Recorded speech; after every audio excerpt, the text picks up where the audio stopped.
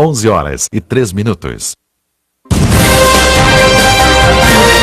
A partir de agora, aqui na Rádio Vitrine, você fica bem informado com as principais notícias de Botucatu e região.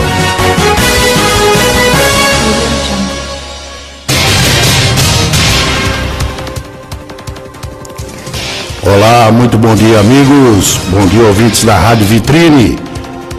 Quarta-feira, dia 27/6, 11h04 aqui nos estúdios. E hoje estamos tendo a grata satisfação em receber em nossos estúdios nosso querido amigo e diretor do cartório eleitoral de Botucatu, Igor Inácio. Muita coisa vem sendo dita aí na nossa mídia e hoje a gente vai bater um papo com ele para saber o que pode e o que não pode nessa política hoje. Igor, muito bom dia, seja muito bem-vindo à nossa Rádio Vitrine. Muito bom dia, o prazer imenso estar aqui, primeira vez que venho à Rádio Vitrine, espero que seja de primeira de muitas, para que a gente possa esclarecer a população, conversar, um bate-papo descontraído sobre política, sobre justiça eleitoral e todos os temas que envolvem a justiça eleitoral. E também estamos recebendo aqui a presença do nosso querido amigo e advogado, Dr. Luiz Gustavo Branco. Muito bom dia, doutor. Seja muito bem-vindo à nossa Rádio Vitrine mais uma vez. Obrigado, Valério. Cumprimento o Igor e aceitou muito o nosso convite. Vamos participar da entrevista. É isso aí. Olha aí, tem muita coisa aqui, né? Já tem muita gente conectada. O Rodrigo Carreira, o Renan Gonçalves, nosso presidente da Associação Atlética Botucatuense, Jânio Gonçalves, também está aqui conectado conosco. Igor, vem vindo muita coisa, né, dentro desse cenário político nosso, que hoje, infelizmente, né, aqui na nossa região não tanto, mas no cenário nacional aí, a política está totalmente desacreditada. Com políticos aí hoje que não merecem nem, né, se quiser, citar o nome deles, porque muita coisa vem sendo feita e a gente descobre dia a dia que a corrupção, lavagem de dinheiro, desvio é muito grande. E dentro, né, da sua área aí hoje, dentro do cenário nacional, o que a gente vai poder saber o que pode e o que não pode dentro dessa nova eleição que está chegando aí. O grande problema que existiu nas eleições passadas e que desencadeou os maiores crimes políticos que ocorreram no nosso país dizem diretamente a financiamento de campanha, Caixa 2 e tudo mais. E, via de regra, os grandes financiadores são as empresas. E aí era permitido, a legislação assim o permitia, que a empresa doasse dinheiro para o candidato A, B ou C ou para o partido político e foi doado para todos, irrestritamente. Não foi partido A nem B, foram todos os partidos e candidatos que assim o receberam. E com isso ocorreu o que a gente enxergou no país. Nenhuma empresa ela usa da filantropia, ela não tem a ideia de falar assim, eu estou doando isso aqui porque eu gosto dessa ideia. Não, toda empresa ela tem um único fim, obter lucro. Ela não é uma associação, ela não é uma fundação, ela é uma empresa que foi constituída para ter lucro. E no momento que ela fez aquelas doações, ela queria contrapartidas no futuro próximo. E essas contrapartidas são medidas provisórias, muitas vezes que favorecem, são licitações arranjadas, que é o que se viu no nosso país. E aí essa situação, a doação de campanha, foi para o Supremo Tribunal Federal. E ele declarou inconstitucional. Inconstitucional justamente porque eles entenderam que a empresa ela não faz filantropia quando ela doa sempre com fins e esses fins se mostraram escusos. E aí a legislação na sequência também veio coibindo a doação por pessoa jurídica. Então está extirpada, está fora das próximas eleições, incluindo agora 2018, doação por pessoa jurídica. Em hipótese nenhuma pode existir uma pessoa jurídica doando. Antes, lógico, já existia. Nunca, se poderia dizer, um sindicato doando, de uma prefeitura doando, isso daí já era óbvio até e já não podia, mas a pessoa jurídica podia. Então agora nesse momento é uma das novidades, é tentar diminuir. Outra situação era, além da doação por essas pessoas jurídicas, as campanhas estavam se tornando milionárias, eram valores assim absurdos que estavam sendo gastos e cada vez mais, e estava sem fim, estava uma coisa sem fim. Então a Justiça Eleitoral também não é o fim dela legislar, mas ela legisla através de resoluções. Ela criou limites de campanha. Então ela estipulou valores pré-estabelecidos já de gastos para presidente da República, governador, senadores, deputado estadual, federal e estadual. Então já tem limites pré-estabelecidos para cada um desses cargos que podem investir na campanha. Então eles vão ter que reduzir esses gastos, não vão poder contratar aqueles mega marqueteiros, indústrias cinematográficas que vão, literalmente, elas endeusavam as pessoas e apresentavam para a população uma situação que não existia, né? Então isso daí agora está restrito, então financeiramente, toda essa situação. Eu penso que os dois principais pontos são esses. E o que também nessa linha a Justiça Eleitoral fez? Ela reduziu o período de campanha, já foi assim para prefeito e agora vai ser a primeira vez para presidente. Antes a nossa campanha começava em julho, início de julho, agora vai começar no meio de agosto, a partir do dia 15 de agosto é o último dia para o registro, 16 de agosto começaria a campanha. Então você reduz o tempo justamente para o candidato ter menos tempo para gastar, então ele vai ter menos dinheiro, também vai ter menos tempo de campanha. Então essa é a ideia, essa é a proposta. Mas, em contrapartida, houve uma flexibilidade, então diminuímos o tempo de campanha, cortamos a pessoa jurídica, delimitamos os valores gastos, só que flexibilizou a pré-campanha, que é porque era aquela história que tinha propaganda eleitoral antecipada, que é até a dúvida, muitas vezes uma fala, alguma coisa nesse sentido. E aí, essa propaganda eleitoral antecipada foi flexibilizada. Flexibilizada em que sentido?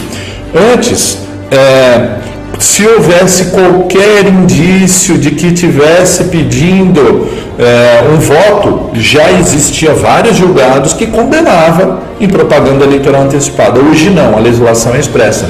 Tem que existir pedido explícito de voto. Então você tem que falar o nome do candidato, o número e falar, vote em fulano de tal. Entendi. Como aqui na rádio, como em qualquer outro meio de comunicação, outdoor e assim por diante. Se não, fora isso, vai ser considerado o quê? Promoção pessoal. A gente vê pela Botucatu, por exemplo, propagandas em outdoor. Aquilo ali é o quê? Uma promoção pessoal. Então você faz divulgação de algo que você fez. Você pode reparar que não há pedido de voto. Eu não falo assim, meu número é tal, vote em mim, em 2018. Antes eles estavam falando assim, conto com você em 2018. O que ele quer comigo em 2018? É subliminar. Ele não foi explícito. Isso já era indício para propaganda eleitoral antecipada. Hoje não, por quê? Porque não é explícito. Ele pode falar, meu, conto com você lá no meu aniversário, em qualquer outra coisa. Mas, então, hoje tem que ser explícito. Então, linhas gerais, eu acredito que o que vai nortear as nossas eleições é essa temática, né? essas linhas. Você vê o financiamento público como uma saída para melhorar isso, um controle maior, e você acha que para evitar esse toma lá da cá das empresas, talvez regulamentar o lobby, que a pessoa vai lá e declara abertamente qual é a sua linha de defesa, qual é a troca que ele quer daquele deputado, que é algo normal, o deputado defender a própria bandeira, isso não é irregular. Pluralistas, né? Exatamente. Sindicatos. Mas, Gustavo, eu vou ser bem sincero para ver se eu concordo com essa linha. Primeiro, eu acho que tem que existir a reforma política, que todo mundo fala de reformas, mas a reforma política ela é muito difícil de sair, ela vai migalhas por migalhas para sair. Uma dessas é fazer um jogo aberto. Existe lobby? Sempre existiu. Desde que vivemos em sociedade, sempre há jogos de interesse. A indústria tabagista, a gente estava até em discussões ali na internet de álcool, armas e tudo mais. Existe lobby. E existe defensores? Existe defensores. Tem pessoas que defendem a pessoa da armada. Sim, é aberto, é político, é democrático. Então, que isso seja regulamentado. Então, crie situações, regulamente essa situação, e aí sim você consegue construir. Então, lá na frente, quando aquele deputado votar a favor, você já sabia qual era a linha de pensamento. Eu acho que vai ser mais claro e vai ser mais honesto com o eleitor, porque o eleitor sabe exatamente qual é o posicionamento daquele deputado, daquele senador, daquele governador, se for do executivo, que ele já defendia, então ele não vai se sentir enganado. Então foi algo muito claro, então acho que tem que existir sim essa regulamentação. E com relação ao financiamento de campanha, em parte já existe. Por quê? Porque o fundo partidário já é para essa finalidade. São, na totalidade, dá bilhões. Mas aí tem as distribuições que os partidos ficam em milhões. Nós estamos hoje com 35 partidos ativos. Eu acredito que a gente saiu de um período de ditadura, 88 veio falando do pluralismo político, começou a se abrir. Eu acho que está estagnando e vai dar uma equilibrada, voltar até um meio termo. A gente chegou lá no ápice e agora vai dar uma reduzida, tem alguns critérios que estão sendo criados para não se criar partidos de aluguéis e tudo mais. Então, criando esse equilíbrio, aí vem sim o financiamento público, está certo que vai ter uma contrariedade de parcela da população, mas boa parte desse dinheiro tem um X que é duodécimos lá, tem um X que é por eleitor, que a União coloca o dinheiro, e todas as multas que são arrecadadas, em tese o candidato paga e de certa forma volta para ele pelo fundo partidário. Então todas as multas que nós arrecadamos de eleitor, de partido, de candidato, vai para esse fundo que depois é repassado para os partidos para que eles possam se estruturar e elaborar as suas respectivas campanhas. Mas eu também, de certa forma, já existe, hoje é um sistema misto, porque você tem financiamento público já através disso e privado através de eleitores que queiram ali fazer as respectivas doações. Mas eu acredito que tem que ter sim essa regulamentação e aí a gente passaria para reforma política. Igor, e quanto à candidatura avulsa, né? Que fica vedado o registro da candidatura avulsa, ainda que a pessoa tenha filiação partidária. A questão, porém, está em discussão no Supremo Tribunal Federal, no STF. No Brasil, nós adotamos um filtro para a pessoa poder sair candidata. Um dos filtros, alguns filtros, né? Um dos filtros é a pessoa ser filiada a um partido político, mas não basta ser filiado. É que as pessoas não, em linhas gerais, não têm esse conhecimento, mas dentro do partido tem as prévias. São as convenções, então, em regra, ele teria que ter sido escolhido pelo partido, e aí o partido indicaria o nome, falar, esse é o nosso candidato. A candidatura avulsa, ela tem duas vertentes. Ou ser filiado, e aí a pessoa não teria a quiescência, a vontade do partido, e ainda assim ela registraria a sua candidatura, e nem filiado. Então, nos Estados Unidos existe essa possibilidade, a pessoa não é filiada a nada, ela vai lá e registra, é independente, ela vai lá e registra a sua candidatura, independente de partido político ou não.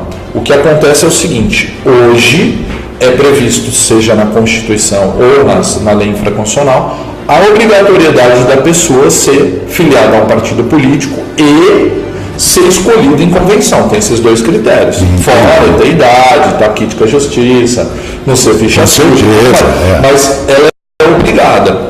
O que o Supremo está analisando é dar maior amplitude e direito para que a pessoa possa, sem ter esses entraves, se lançar candidato. Então, é uma situação, ainda está sendo discutido, não é um ponto pacífico, mas o que vale hoje existe uma vedação, necessariamente ela precisa. Tivemos uma decisão recente de que o mandato pertence ao partido no caso das eleições proporcionais. Proporcionais. Né? Não na majoritária. Na majoritária não. A candidatura avulsa, para você, pessoal, para as eleições majoritárias, seria uma boa?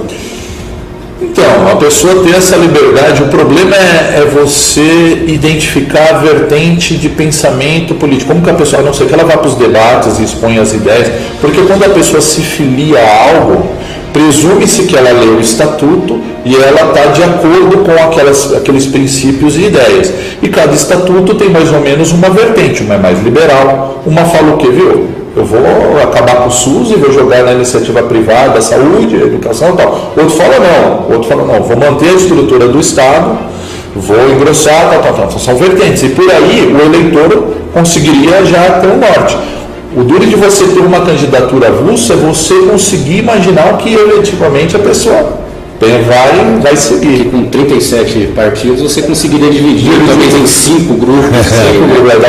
Mas eu sou favorável, viu? Eu acho que independente de partido ou não, se a pessoa tem a capacidade... Porque eu acho que hoje tem muita gente boa que talvez não quer entrar no partido, se vincular a algum partido. Então, na minha opinião, eu acredito que a pessoa é um bom gestor. Eu penso que ela tem que ser um bom gestor, um bom administrador. Ela já, na vida particular dela, ela é um bom exemplo. Não adianta ela querer testar no órgão público, né?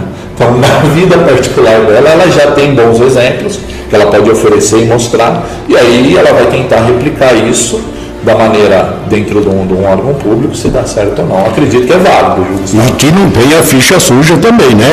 E os demais pré-requisitos tem que ser para todos. São critérios objetivos, muitas vezes. A idade, colocar a idade por uma questão de ter maturidade e tal. Sim. A questão da ficha suja, é bom salientar que nós tínhamos a Lei Complementar 6490, a Lei da Inelegibilidade, e ela foi alterada pela Lei Complementar 135 de 2010.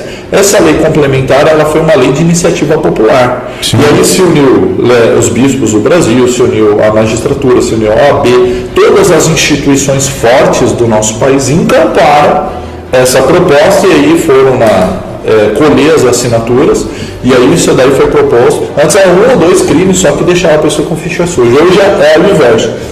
Praticamente todos os crimes deixam a pessoa com ficha só. Crimes que dá transação, crime de menor potencial ofensivo. Isso pode acontecer qualquer um. Você atropelar alguém, bater o carro, qualquer coisa. Aí é uma coisa que você muitas vezes não foi o que você quis. Crime culposo. E aí esse não dá ficha suja, mas todos os demais, a regra é ficha suja. É isso aí, olha aí. Então agora... isso eu acho que tem que ser mantido, sim. Com certeza. Seja candidatura avulsa, seja por partido, esse critério é um divisor de águas no nosso país. Você falar com a pessoa, para ela te representar, no mínimo, ela tem que ter uma ficha limpa, tem que ter idoneidade. Falar, olha a vida dela, e ela fala, não, essa pessoa aqui passou ilesa até agora, então ela é uma pessoa que tem grandes chances de dar continuidade ali na vida pública, né? Olha aí, agora são 11 horas e 21 minutos dos nossos estudos, tem muita gente conectada aqui, o Jean Brito, o Manuel Luiz Silva, o Mutamba, o chefe Oreto, o Jairo Camargo, José Pídio, o Carlos Ortiz, também Dr. Carlos Ortiz, José Carlos Resina, o Bruno Henrique Gariel de Luca, o Paulo Ribeiro Marinho, a Cirlei Zucari, a Rosemary Pinto e centenas de pessoas conectadas aqui. Já que nós entramos nesse assunto... Tem vários candidatos aqui. Tem vários candidatos. Tem vários aqui que já saíram candidatos. Já, o Mutamba e vários deles aqui. Já saiu candidato a prefeito. Jean também. Eu acho que esse ano aqui também não sei não, viu? Tem um passarinho verde aí, um zum aí, de volta aqui. Que parece que vinha, não pode. Já que você tocou no assunto da ficha suja, né, doutor? Isso que postam todo dia na internet está me deixando louco aqui na hora de fazer o jornal. Eu tenho dia aqui que eu perco a carrocinha, como se diz. Essa mentira mal contada, uma hora será que pode tornar realidade se tirar um presidiário e se colocar ele com a ficha suja, já condenado em primeira e segunda instância, e o cara ser candidato a presidente da República? O que você tem a dizer sobre isso? Eu vou falar com uma questão legal. Eu leio objetivamente a lei. É por isso que nós fizemos questão de trazer você aqui hoje. A lei de inelegibilidade, incluído que trouxe essa nova redação até por a lei da ficha limpa. Sim. Ela veio colocando o seguinte, que o candidato, qualquer condenação que venha a correr por um órgão colegiado, em segundo grau, que é no caso o TRF, que a gente está falando aí, que é um órgão colegiado, e esgotou já todas os recursos, embargos e tudo mais, agora eu acho que vai para STJ, STF, esgotado, a pessoa está inelegível. Esse é um critério objetivo. Isso daí já foi amplamente discutido e debatido, inclusive no Supremo Tribunal Federal, e eles foram enfáticos ao afirmar que a lei é constitucional. Porque alegava-se, porque em tese você tem lá um outro princípio que fala que até que se prove presunção de inocência, trânsito em julgado e assim por diante. Só que eles entenderam que para a vida pública, para a pessoa sair candidato em segundo grau, já é um indício muito grande de a pessoa ter cometido ali a situação. Então, já maculou a imagem da pessoa. Então, não há uma discussão hoje, já é pacífico isso e vem sendo aplicado em 2010, 12, 14, 16 e vai ser aplicado agora em 2018. Não há nenhum entendimento contrário a isso que venha a mudar, fala assim, não é inconstitucional esse artigo, frente à Constituição. Falaram que há uma compatibilidade, eles fizeram uma leitura da Constituição com a lei da ficha limpa e disseram que sim, ela é constitucional, e já ficaram de fora diversos governadores, senadores. A gente não teve presidente da República ainda, que é o ápice, né? Mas aqui em Botucatu nós tivemos aqui vereadores e assim por diante, que eram antigos, estava vereador no mandato e foi sair candidato, falou, viu, está aqui no segundo grau, você está inelegível. Ele foi até o Supremo, no caso ele foi TSE, e perdeu em todas as instâncias. Foi perdendo tudo de 7-0. Olha ali para frente, 7. Parecer para cassação, né? Sim. Olha aí. Então é uma grande notícia que nós estamos passando hoje aqui para todo mundo. São centenas de gente conectada conosco, porque todo dia essa mídia postando que o 9 da Silva vai sair candidato. Eu não aguento mais falar isso aí. Juro por Deus. Sair sabe o que eu acho? A minha opinião. Isso aqui é jogar uma mentira mal contada para que ela se torne verdade, para confundir a cabeça do povo. Eu fiz uma pesquisa, 30% desses candidatos que estão aí, hoje tem ficha suja, está fora, não pode nem lançar o nome como você acabou de dizer. São 60%, 70% que está sobrando lá.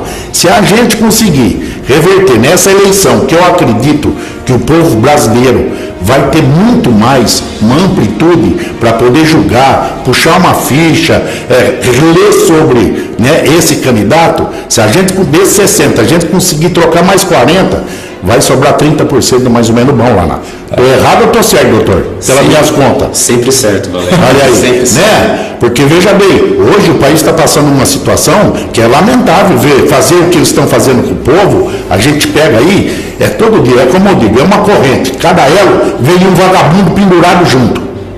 Certo? Porque desviou isso, hoje é hospital que não tem mais verba, é educação que escola tá fechada, é tudo. E tudo o quê? Visando o que esses caras fizeram. Então, se isso for julgar ficha suja, eu acho que vai sobrar cadeira. Então, o primeiro ponto, agora vamos entrar nessa questão do voto. Isso. Eu penso que parcela da culpa é nossa. Sem dúvida. Nós que escolhemos. Sem dúvida. Primeiro, votamos mal. Sim. É o primeiro ponto que tem que ser constatado. Então a gente tem que. Isso aí já todo mundo fala. Eles representam o povo em todas as suas qualidades. Exato. E aí eu penso que a gente tenta, através da justiça eleitoral, é lógico que aqui é micro, aqui em Botucatu e região, a gente faz visita em todas as escolas, fala sobre política, instiga eles à política, eu levo para eles o poema do Bertold Brecht, o analfabeto político, e trabalho com eles. E aí eles saem dali, querem fiscalizar tudo, olhar, e aí falta. Então, apertou o botão verde da urna, é o início do processo democrático. São pouquíssimos, eu estou aqui do lado com o Gustavo aqui, que dão continuidade ao processo democrático. É o quê? Fiscalizar, cobrar, solicitar documento, investigar. Imagina se nós tivermos 190 milhões de pessoas olhando e cobrando. Viu? Não ia sobrar espaço para a pessoa dar uma notinha pequena fria, porque ia ter fiscais demais, não é Tribunal de Contas, são os eleitores, porque basicamente a lei da transparência, os documentos são todos públicos, então compete o quê? Vamos querer mudar? Então a gente tem que escolher muito bem, e depois cobrar, adote um vereador, adote um deputado estadual, federal, senador, e constantemente cobre ele, fala, o que você está votando aqui, quais são os seus projetos, estude o projeto que ele está votando, converse, imagina só, você vai começar a participar, fazer efetivamente política junto, ele vai estar votando lá, mas você vai estar junto nessa construção do pensamento. Então falta isso, viu? Falta um pouco da nossa parte, falta os partidos selecionarem melhor os seus candidatos, e aí entra aquela questão, mas a gente não entrou nesse mérito, mas nem a urna eletrônica que é o problema. Eu falei, viu, pode ser uma caixinha de sapato. Se a gente tiver bons eleitores e bons políticos, o resultado que sair ali, seja o método que for utilizado, vai ser excelente. Todo mundo vai gostar, seja o lado A ou o lado B, fala, puxa vida, efetivamente essa pessoa aqui eu acho que vai dar certo. E aí depois compete a cada um de nós cobrar. Então não é, o problema é um tripé, justiça eleitoral, eleitor e candidato, partidos políticos. Vamos melhorar essas duas bases aqui que a gente consegue fluir. Igor, a cada turbulência que a gente tem nos órgãos de administração, volta a se falar em parlamentarismo, em uma força maior para os deputados e tudo mais. Você acha que nessa eleição, mais importante do que quem vai ser presidente é quem serão os deputados, os senadores? Sim, isso aí é fundamental, Gustavo. Por quê? Essa junção, você tem que ter governabilidade, essa junção de poderes, essa tripartição, e a gente está falando de dois específicos aqui, do executivo e do legislativo, e são eles efetivamente que vão tramitar, ali que vai tramitar, seja um projeto de iniciativa do executivo, mas é ali que vai tramitar e discutir e votar se vai ser ou não implementada essa lei, essa norma, que vai definir, como você colocou aqui, o quanto que vai ser destinado, o orçamento é discutido lá na Câmara dos Deputados, ou na Câmara dos Vereadores, ou na Assembleia Legislativa. Então, nós temos que ter, primeiro, independência, coisa que hoje tem um certo vínculo, então eles têm que ser independentes para discutir profundamente cada um dos assuntos, desses assuntos e votarem com base bem fundamentada cada um deles. Depois, fiscalizar, compete também ao legislativo fiscalizar o executivo. Então, eles têm que ser fortes o suficiente para chegar e falar, essa decisão está errada, isso aqui, o rumo que você está trilhando aqui não é o mais correto, e apontar e falar. E fazer valer, porque ali os deputados, em especial, representam o povo, e o Senado representando o Estado, tem que chegar ali e fazer valer a carta que lhe foi dada para eles, para que eles possam representar efetivamente os interesses de quem os elegeu, e não de A, B ou C, ou de um executivo que muitas vezes impõe goela abaixo projetos que não vão beneficiar a população. Acho que a independência e o fortalecimento, não digo chegar ao ponto de mudar o regime para parlamentarismo, poderíamos colocar em pauta de novo, mas eu acredito que fortalecer já é um bom caminho. Sobre a arrecadação prévia, tem candidatos que desde o dia 15 de maio do ano eleitoral podem fazer a arrecadação prévia de recursos por meio de financiamento coletivo. A vaquinha lá, que eles fazem na internet. A liberação dos recursos, porém, fica condicionada ao registro da candidatura. A arrecadação prévia não irá configurar propaganda antecipada? Na verdade, como a campanha é muito curta, então, e ninguém, na hora que dá o tiro, você tem que pensar que aquele cara que é de 100 metros lá, 50 metros que é o mínimo, o cara já está ali, ele tem que estar com os músculos totalmente aquecidos, esticados, na hora que dá o tiro, ele sabe que nem... Ele não vai parar para pensar, viu? Mas e o dinheiro para o Santinho, para não sei o... Então, qual que é a proposta? Ele organizar toda a estrutura de campanha dele previamente. Sim. E é indiscutível que ele vai precisar de dinheiro para isso. Então, ele já vai buscar os financiadores dentro do permitido pela lei. Então, ele pode fazer uns eventos, pode organizar toda essa estrutura, fazer arrecadação pelo partido, se organizar de tal forma que quando ele efetivamente começar a campanha, aí que ele está falando, a partir do registro é que ele pode usar. Então, a partir do registro, abre a conta do banco para ele poder gastar. Essa é a proposta. E não é considerado propaganda eleitoral antecipada, é uma permissão legal para que ele possa já fazer essas arrecadações para que no momento certo ele consiga. Eu vou dizer para você, nas últimas eleições, principalmente prefeito, que eu tenho eleição municipal, prefeito e vereador, eu tenho um contato muito maior, eu sempre alertava todos os partidos, eu falava, viu, você tem essa linha aqui, utilize isso daqui, você já consegue se articular, faça isso, faça aquilo. mas pouquíssimos, eu acho que em 2014 foi 2016 foi o último, quase, acho que nenhum, uma ou outra que fez, teve essa preocupação de buscar fundos, já com uma certa antecedência. A maioria deixou rolar, né? Na hora que deu o tiro, tá todo mundo parado, aí o cara sai andando, né? E aí tem aquele que já tem a bala na mula, já tem o dinheiro, sai correndo. A diferença é essa, é uma questão de estratégia, de campanha. Ô Igor, o sobrinho do amigo de um vizinho que está no primeiro ano da faculdade de engenharia falou que a urna eletrônica é fraudável. Ela é fraudável? Primeiro ponto, Gustavo, da maneira como o cenário se coloca, então você tem uma sessão eleitoral e dentro dessa sessão existem os mesários, são pessoas escolhidas pelo juiz, são pessoas altamente gabaritadas, de boa índole e tudo mais. Dentro da sessão também temos os fiscais de partido, tal. A urna, ela funciona, inclusive, se não ligar na eletricidade, para ter uma bateria interna. Nesse momento, o que se imagina? Que a pessoa vai lá, vai ter um motim dos mesários, dos fiscais, e depois, fora da escola, tem umas pessoas que são especiais, que é um apoio logístico, e aí geralmente o pessoal do fórum, tal, que aí ela chama longa-manos do juiz, também vai estar nessa daí, e os eleitores, numa maneira, alguém vai pegar essa urna, vai pegar essa de fenda, vai abrir ela, vai olhar, e lá no meio daquele tumulto, daquela pressão, vai conseguir fazer alguma coisa. É muito pouco provável que isso venha acontecer. Mas o TSE, o que ele faz? E ele é o único, porque vários países, vários estados dos Estados Unidos tem uma divisão diferente legislativa. O Japão, alguns países da Europa utilizam urna eletrônica. Só que nenhum deles abre o código-fonte como o TSE faz. O que ele faz em ano de eleição e fez agora?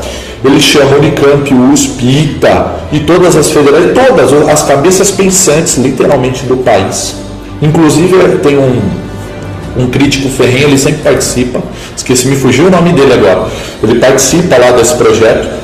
Eles abrem a urna, abrem tudo e dão um código-fonte para quê? Olha só, eu quero que vocês achem problemas para que a gente possa junto construir barreiras e se aperfeiçoar. E isso vem sendo feito. A urna foi lançada em 96, mais de 20 anos, ano após ano, e essas barreiras elas vêm sendo construídas em conjunto com as maiores cabeças pensantes que nós temos no país. Quem elaborou a urna foi o ITA.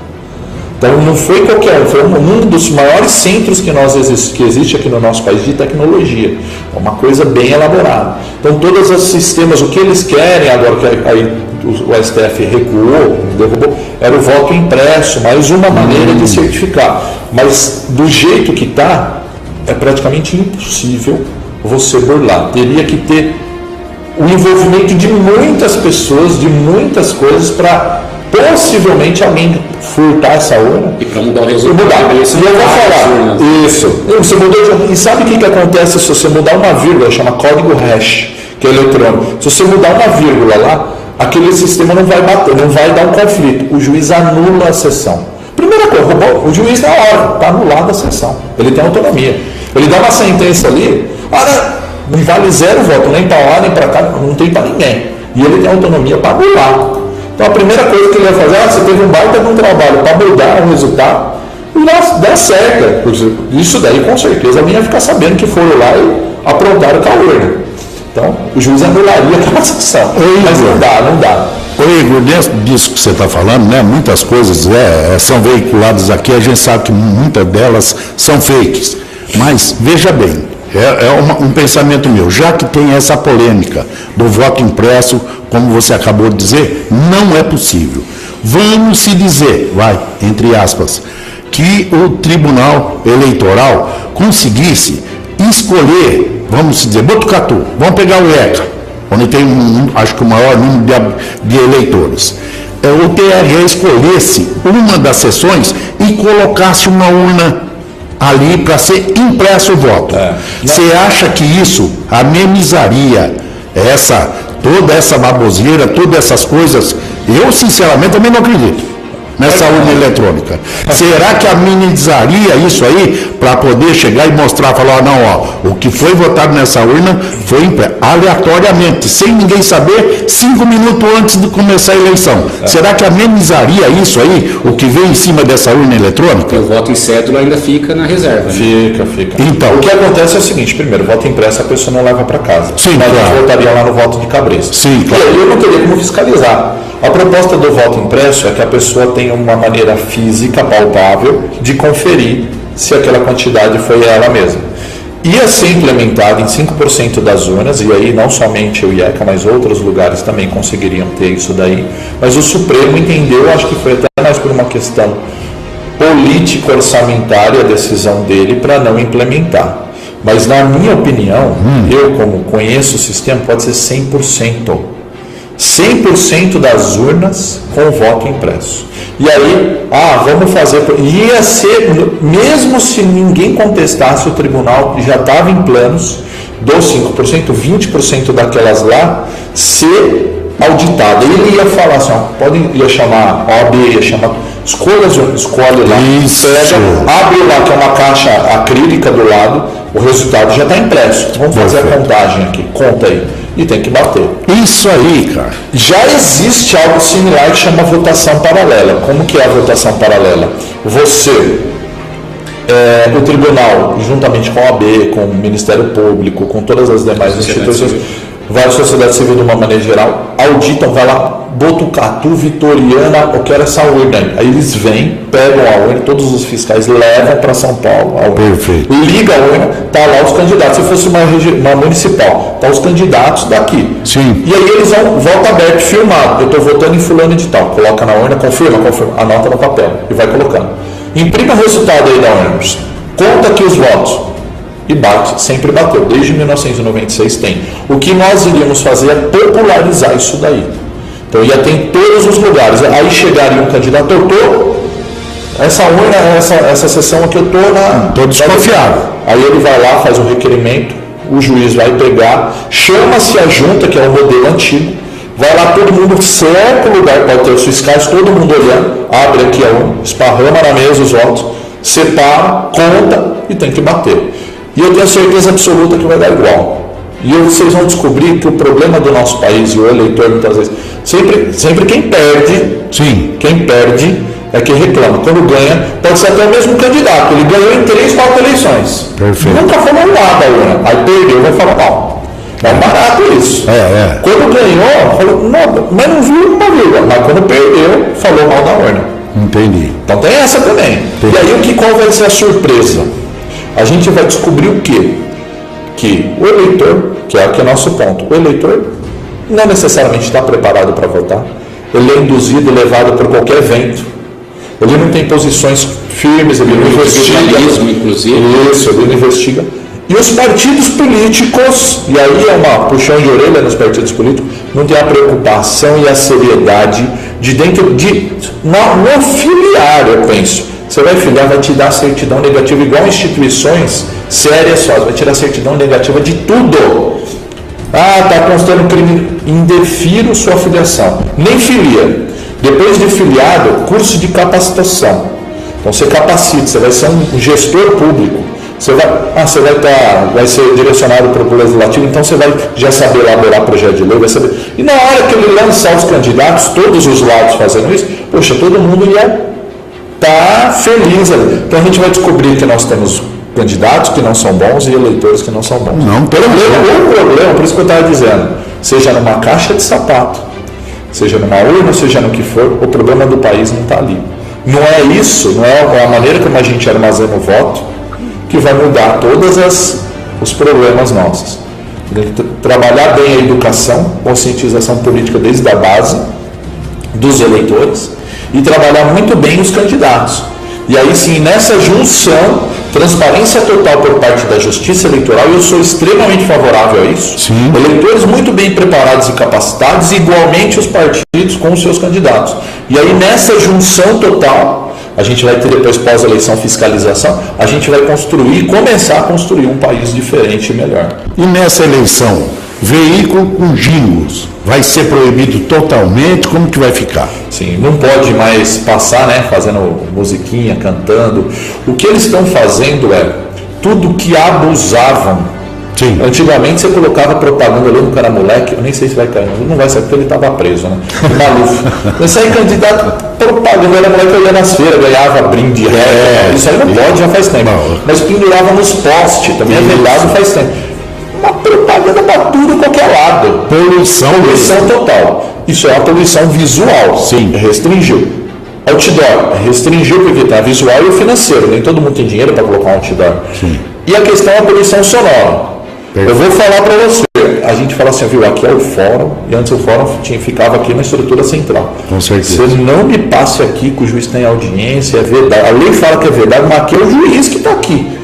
Ele que é o poder, mas ele vai escutar, ele vai te pegar. Mas não dava o carro, ia lá, né? Eita. E é perigoso parar e não aumentar o volume. Então, aqui nessa região aqui a gente tem escola, tem um hospital, que eu acho que é uma situação mais crítica. E você perde de volta, você passa na frente, o cara está mal, está em reabilitação e passa aquele carro de som estridente, fazendo propaganda política, o cara quer morrer, aí que ele queria. Dizendo. Então é vedado, são situações vedadas. E por causa desses extremos abusos, a Justiça Eleitoral vem minimizando por questão financeira. Com certeza. A ideia é tentar criar um equilíbrio econômico, que a economia não venha a prevalecer na eleição. Porque se você deixa aberto economicamente, aquele que tem mais dinheiro investe muito mais, em detrimento daquele que não tem, dispara numa eleição. Então a ideia é você tentar dar um equilíbrio, inclusive econômico. As últimas eleições, a questão econômica fez muita diferença. E hoje os cabos eleitorais dessa nossa nova campanha, quantos por cento cada candidato vai poder contratar aí para ter cabos eleitorais aí trabalhando nessa eleição aí? Vai poder bandeira, vai poder ficar nas esquinas, cavalete, vai poder? Cavalete tem as limitações, cavalete não. Cavalete não. Tem aquela bandeira pode, desde que seja por cabo eleitoral, passando, né? Ele bandeirando, não pode fixar ali. Ele não pode ficar fixo no lugar. Não, ele pode ficar na esquina, a bandeira, e ele se movimenta, né? Dá um determinado horário, ele pega e vai embora. A questão da limitação e do quantitativo depende justamente do tamanho do eleitorado, depende da estrutura e organização de cada zona eleitoral. E aí tem as porcentagens e as contas. Justamente essas limitações é para não haver abuso de poder econômico. Porque se você quiser, é uma das formas de você burlar, você compra o voto, né? Entre aspas, comprando vários cabos eleitorais, e aquele cabo eleitoral tem a família dele, e aí você vai lá, paga aquele valor para ele, e muitas vezes ele se sente na obrigação de votar em você. Então você limita esse quantitativo para que não exista abuso, você consiga construir um equilíbrio econômico na eleição. Essa limitação temporal e financeira vai fazer a internet ser supervalorizada nessa eleição? Essa é a eleição das redes sociais? Eu acredito que sim. Em 2016 nós já tivemos um avanço muito grande das redes sociais. E a internet, tanto é que está uma grande discussão de fake news, as sátiras, as críticas e tudo. Eu penso que sátira, crítica é extremamente válido. A gente vive num país democrático, a coisa mais legal que tem é se abrir lá uma charge daqueles desenhos lá. Eu acho super válido e que edifica a democracia. O problema é o fake news. Sim. O problema é você criar uma mentira e dizer como uma verdade. Então a pessoa, toda liberdade, todo direito vem acompanhado de deveres e responsabilidades. Então o que o TRE, o TSE vai coibir é o abuso por parte de fake news, de notícias falsas, de construções de situações que não existem para denigrir a imagem de candidato A, B ou C, para criar situações, ou senão aquelas manipulações também que eles usam para criar perfis falsos. Em cima disso também vai estar bem, o TSE está bem em cima, está bem atrelado com Facebook e tudo mais, para coibir tudo isso. Sobre o que você falou, no meu caso aqui, eu tenho uma rádio web. O que eu vou poder fazer e o que eu não vou poder fazer? Uma das perguntas. Segunda pergunta, eu vou ser obrigado a transmitir o horário gratuito? Pela legislação, a regulamentação da rádio web, ela não entra na radiodifusão. Ela não tem essa autorização e tudo mais. Então, por consequência, você não tem a obrigatoriedade de fazer essa retransmissão de horário eleitoral, horário do Brasil, por exemplo. Horário do Brasil. Você não entra, não coloca o horário do Brasil. Não. Mas as outras sim. As outras são obrigadas porque existe uma regulamentação em cima disso. Concessões. Por conta das concessões. Então há uma regulamentação diferenciada para a rádio web, então ela não tem essa obrigatoriedade. Graças a Deus. Contudo, se você quiser dar liberdade para as pessoas virem aqui, você tem que ter o bom senso, a isonomia, o equilíbrio. Então você não vai chamar só o partido A, você vai dar um equilíbrio, uma mesclada nos partidos, e se você deu 5 minutos para um, tem que dar 5 minutos para o outro. Perfeito. Então é trabalhar em cima do equilíbrio. Então senão você vai pegar aqui, ser tendencioso só para um lado e vai usar da estrutura que você tem para isso. Então isso não pode. Então você tem que ter a porta aberta para todos os candidatos que quiserem. E vamos supor, hoje o nosso doutor sai candidato. Ele trabalha com a gente e eu aqui, todos os dias aqui, 24 horas aqui, eu quero fazer, vamos dizer, não é uma propaganda, eu quero passar as informações, as propostas de governo dele, eu quero passar para o ouvinte, que é um cara que é ficha limpa, isso eu vou poder fazer ou não? Então, não. Depende, porque se você for só em cima dele, sim, já está dizendo que você está puxando. Entendi. Aí isso daí vai criar essa disparidade que não pode existir. Correto. Então você tem que ser tem que ter uma imparcial. Tem que ser imparcial. E se eu quiser puxar a capivara de todos esses vagabundos que vai solicitar o nome aí? Então, aí pode. Se você quiser trabalhar em prol da sociedade, fazendo dos meus ouvintes, dos meus telespectadores aqui, eu puxo a capivara de todos eles que postularem os nomes deles a candidato. O doutor Branco não pode porque ele tem ficha suja, foi condenado a isso, foi condenado a aquilo lá. O Igor Inácio é candidato a presidente, mas tem ficha limpa, tem um passado sem coisa. Isso eu posso divulgar aqui. Isso não vai me impedir. Sim, se eu falar de todos os candidatos. Isso sim, é permitido sim. Ai, que beleza. E quem trabalha em veículos de comunicação e vai sair candidato, o prazo daqui 3 dias, 30 de junho é o último dia. Eu não sei, aqui geralmente vão chamar para deputado, vão chamar para aquelas pessoas populares, né? Sim. Para ser puxador de voto.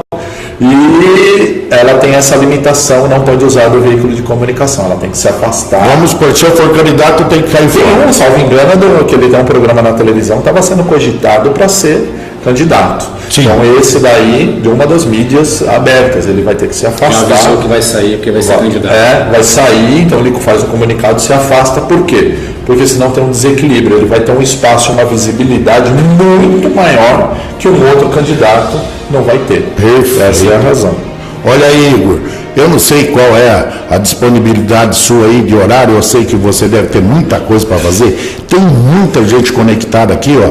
A Maria Helena Russetti lá em São Paulo, a Jusilene Castanheira, a Sandra Souza, a Tânia Veloso, o Eliomar de Jesus Carvalho lá em Santos, do Sim Comerciário de Santos. Tem muita gente conectada aqui, ó. Desculpe, o Antônio Bermuzzi, o Fábio Chaparral, o Beto Neto.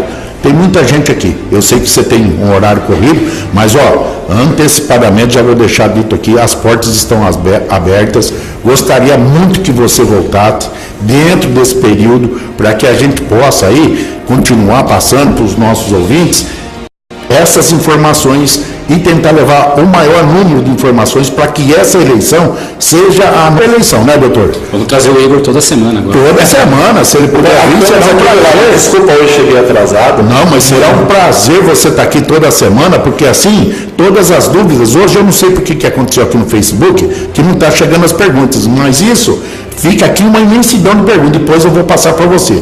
Aí nós vamos chamar você outra vez para poder vir aqui e esclarecer, né, doutor Gustavo? Isso mesmo, eu agradeço desde já a presença do Igor, está convidado para vir toda semana, mesmo no período eleitoral, que ele vai ter muito trabalho lá, é mais importante lá do que aqui. Mas para esclarecer esse período de pré-campanha, eu acho legal, já está convidado. Mas o trabalho preventivo sempre é melhor do que o repressivo. Então, hoje você deixou falar aqui do que eu estar lá instaurando um processo no cartório. É mais você entrar nas minúcias, muitas vezes, de propagandas eleitorais, o que pode, o que não pode, boca de urna, a gente pode abordar vários outros temas, chegando ali mais próximo do período, do que eu depois ter que registrar o processo, intimar candidato, pegar advogado, representação e tudo mais. Então, eu amo fazer o preventivo. Por quê? Porque depois, não que eu vou ter tranquilidade, mas eu vou ver que foi um trabalho bem feito. Olha isso aí. daí tem sido um viés, tem sido um norte da Justiça Eleitoral aqui de Botucatu, sempre trabalhar no preventivo.